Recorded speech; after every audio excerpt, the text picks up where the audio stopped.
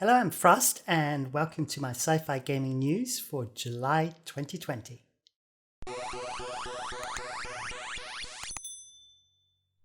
So as always, we start off with all the stuff that has happened since my last update, which was mid-June. And the very first thing is Cyberpunk 2077 has been delayed. Originally supposed to be out April of this year, then it was put back to September. We have now found out it's been put back another couple of months to the 19th of November. So we're going to have to be a little bit more patient. Now, in the meantime, Night City Wire happened. This was the kind of broadcast from CD Projekt Red. It was really supposed to happen at the beginning of June, happened later, on the 25th of June.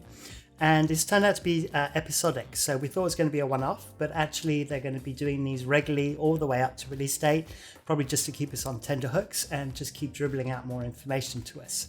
Now, from this, what we got was some new gameplay footage, and we found out that there are 3 prologues into the main story. This means that you can start in 3 different ways. You could start off as a street kid, you could start off as a nomad, or you could start off as a corpo.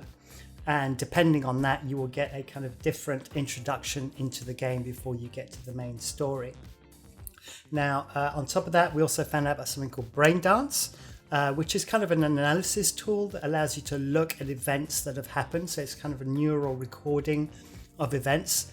And if you've ever played Detroit Becomes Human and you did the investigation part on that, it's very similar to that.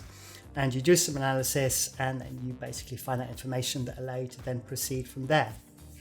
We then got to see the Badlands as well, which is the area outside of Night City itself, and is where you start if you start off as a nomad in the prologue. Then other little bits and pieces, if you remember from The Witcher 3, you always had the little fisticuff events. We also have those in Cyberpunk 2077.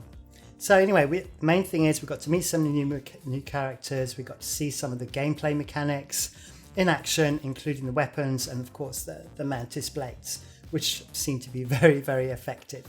The other thing we found out as well is there will be an anime series made in Japan from a very famous studio, who unfortunately I can't remember their name right now, but that's not coming till 2022. But you can still catch Night City Wire if you want to see all the details for yourself on YouTube. It's all over the place. Then other things that happened, Missile Command Recharge, which I mentioned in one of my previous updates, was originally meant for mobile, but it's come out for PC and Mac. And I'm absolutely delighted with it. It's brilliant fun to play. Fast action. If you just want to pick something up and play it for a few minutes and you're on a PC or Mac, I can highly recommend Missile Command Recharged. Then another thing that happened, which was a bit unexpected, was Titanfall 2 came out on Steam. And not only did it come out on Steam, but it's on offer until the 9th of July 2020 at a really, really bargain price. So if you want this game, it's a first-person shooter from Respawn, and it had a great single-player campaign. Then go check out Titanfall 2 on Steam. Now we move on to announcements. And the big announcement that has come out is that we have Star Wars Squadron coming. And this is being released in October of 2020. It'll be available for the PC, the PS4 and the Xbox One. And you can have it either as a solo campaign or it can be a co-op 5v5 multiplayer, as in there's 5 in a squadron. And it also supports crossplay. Now, what is really surprising with this, before I come on to that, it's also got VR support as well, which for this is going to be great because it's really got the feel of Star Wars X-Wing, which was a game back from 1993, and it was a similar kind of format. So we haven't got a huge complex game here. It's kind of very straightforward. And the thing that I wanted to come to is that there are no microtransactions in this game. And all cosmetics are acquired through gameplay alone. Now, this is a big step from what we normally expect from EA. So this is really interesting to see whether that's going to be something that is now common from EA or it's just a test, just to sort of test the waters. So we will find out. The other announcement was JETT The Far Shore. Now, this is an indie game. It's been described as an action-adventure game from Superbrothers, who created Source and Sorcery EP. And it's due out at the end of the year for PC, for PS5, PS4 and Xbox One. And it looks interesting. It looks very different from anything else I've seen. I've not played Source and Sorcery, so if you have, please let me know your thoughts in the comments. I would love to hear about that. And now we come on to our next element, which is new availability. And I've mentioned this in the last couple of updates, but we're now in the month of release for Death Stranding on PC. What is there to say about Death Stranding? A lot of it's been said already. It's a very unusual game. It's very unique. It's from Hideo Kojima, who originally was with Konami, left Konami in 2015 to set up Kojima Productions, and this was their first release under that studio name. And it will be out, as I said, on PC 14th of July. And then we come on to new releases, and it's a very quiet month again for sci-fi games, but we do have at the end of the month, on the 28th of July, Destroy All Humans. Now, Destroy All Humans is a complete and absolute remake of the 2005 game of the same name. So it's exactly the same gameplay, the same voice acting, etc., but now we get to see it in sort of glorious brand new graphics. And if you're a fan of the original game, I'm sure you'd enjoy a playthrough with the new look and feel to it. And if you're new to it, then try it out. It's very humorous, and recommend it. And available for the PC, PS4, Xbox One, and I believe on Stadia too.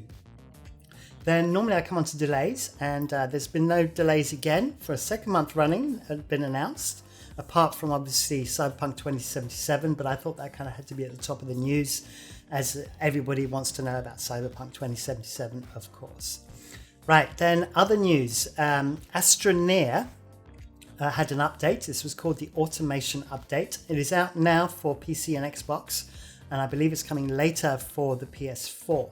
Now, what the Automation Update gives us, it gives us these, first of all, these auto extractors that allow you to gather resources so that you don't have to now choose between exploring or gathering resources. You can now do one job in it, set that one job off and go and do your exploring. And with it, you get medium and large resource canisters so that you can store loads and loads of stuff while you're away. And then we get a load of triggers, and these triggers allow you to create logic so that you can create automation with all of your existing modules. So stuff can be built whilst you're away, not just extracted out of the ground. And these triggers are activated by things like power, storage levels, battery levels, stuff like that. We also have an EXO outfitter store, so you're going to be able to get different looks and feels for your EXO outfit, which is pretty cool. And that wraps up Astroneer Automation Update. Then Space Engineers also had an update called Sparks for the Future, and this was both an update and a DLC. So coming on to the update first, the two main bits that are really important, we got hinge blocks and we got automatic weather system. Now both of these were originally mods, and Keen Software House has put these into the game, using their own software. And the automatic weather is particularly nice, and I actually recently just did a video called A Space Adventure, Space Engineers, A Space Adventure, and in there you see the weather actually taking place. You're trying to land during a storm, there's rain, and it definitely adds to the atmosphere. And the hinge blocks has been something that people have been asking for a very long time, as before you always had to kind of do it with two pistons, and it was kind of very awkward and you couldn't pass materials through. So the hinge blocks should hopefully sort that out. On top of that, we also got small grid doors, 3D letters, numbers and signs for both large and small grid. We've got some new LCD posters, and the Space Hotel Argon, which you're kind of seeing in this trailer, is available on the Steam Workshop, so you can even get the hotel. Then coming on to the DLC, you get neon tubes, and don't even get me started on neon. I love neon, and we'll have loads of neon in my base soon. I'm definitely gonna have to get this DLC just to add some cosmetics to my base. We also got kind of some sci-fi reskins of the ion and atmospheric thrusters. We got some sci-fi reskins of interior walls. We've got some LCDs with a sci-fi feel. We've also got a bar counter and a corner bar counter. We've got a 1 and 4 button panels with customizable LCDs. And also we have 8 new emotes, which include some dancing astronauts, which I have to say is much better than the Frostbite where we had dead astronauts. I'd rather have dancing ones. Thank you very much. And then moving on, X4 Foundations. Just so you know, it's version 3.3 is currently in beta, so if you want to participate in the beta, you can. As with everything that I've described here, I always put all the links in the description, so you'll be able to find a link to the forum where you can apply for the beta if you're interested. The beta really focuses on things like crew transfer. Crew transfer has always been very difficult in the past. You have to have your ships in the same location. That's no longer the case, and they've kind of facilitated other bits and pieces. And they made updates to alerts and notifications, to trade behavior, map filters, and some key bindings. And then finally, to wrap everything up, a bit of EVE Online news or rumor mongering possibly, because there's always EVE Online news. It looks like a war is incoming, potentially between Legacy Coalition and the Imperium. Now, if that does happen, that's a big deal, and things seem to be afoot. So if you're an EVE Online player and you've been away from the game for a little while, you might want to log in and just check it out, because if the big war's on the way, then there's going to be plenty of things to do. And that wraps it up for my July update. I hope you enjoyed that. Please like if you did. You can just like too, that's all good. Please subscribe. Be sure to hit the bell icon to receive new notifications. And also, I stream regularly on Wednesdays and Saturdays, and you can check frostysop.com for more details on that. All right, that's it for now. See you next time. Bye.